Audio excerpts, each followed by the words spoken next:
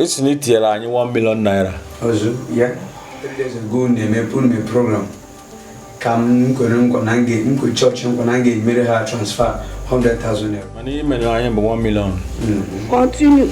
You know, go got transfer and you get back, and check back 900,000. Yes, sir. Sorry. Okay, go have Mr. Ago. Yes, sir. We're not on my phone for 3 days now. Oh, since 3 days, sir. Yeah, about spiritual matter. God knows you need more than 100,000 account that you can be able to give us 1 million naira. And give you 1 million naira because you can get 900,000 back. The thing, but like I told you, you take it. Oh yeah, I'm gonna for Nigeria. Somebody take here. This like what's not sure as it is.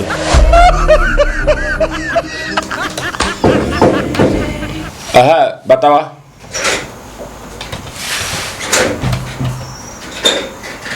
Pastor, good afternoon, sir. No. Okay, sir. You check the I thought that one go. Ha. Oh, man, I'm working on phone yesterday. Okay. Go have Mr. Ago. Yes, sir. We're not on my phone for 3 days now. Oh, since 3 days, sir.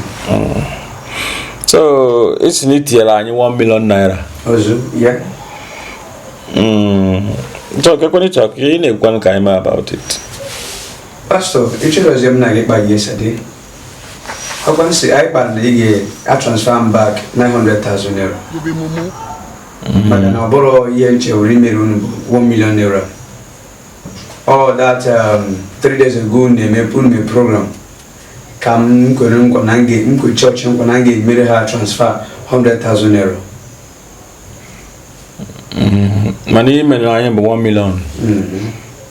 You know, go transfer and you get back, and check back 900,000. Yes, sir. May God not allow them. I know, anyway, since when I get a buy on a phone, you know, got a 7 you get police, and police. Second, you have a police. Yeah, about spiritual matter.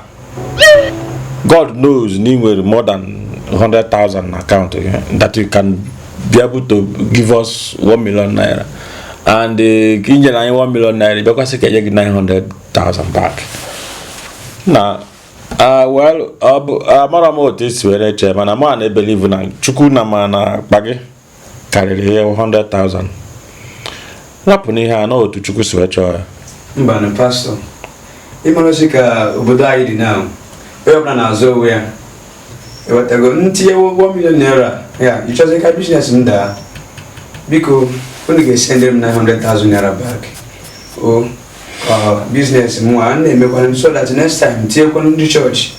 Keep just like baraka. Anyway, the thing, but like I told you, you take Mana, oh yeah, I'm gonna for Nigeria. Somebody take here. This like what's not sure as it is. We put here. Mana, I don't me fiku. Baho itela anyị just distribute money to ndị na-arụ chọọchị ọrụ. So no nwere ego dị na akaụntụ anyị kịta. Nwere ego dị n'ọgwa ka anyị kpere ife ude ekpere anyị kpere mbọsị anyị bịa. So all our hope that na Chukwu na-azaga anyị ekpere na-aza anyị ekpere through ndị mmadụ dị ka gị. Kịta na bịakwa bịa na-eme mgbanwe. Ife dị n'ime bụ na like I told you, I believe police. So ka anyị jiri nwayọọ dozie by the end of this month. Pastor. Mbano. Biko. Everybody fire. Here go in Google. Here you can the church even transfer now here no today. Because after now we get now after because you put it out the makega be better bata. Anyway, the thing bana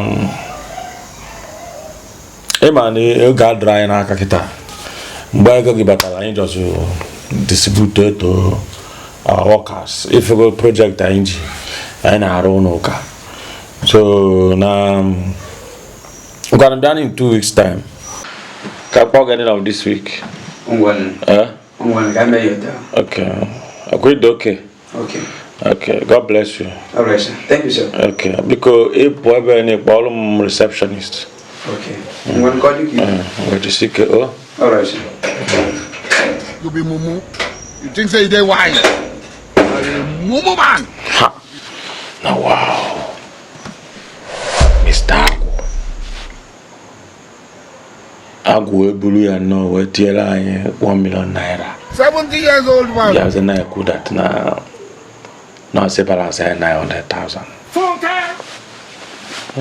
Ama kama different kage sidi. Mana ogana gan ane kumakya.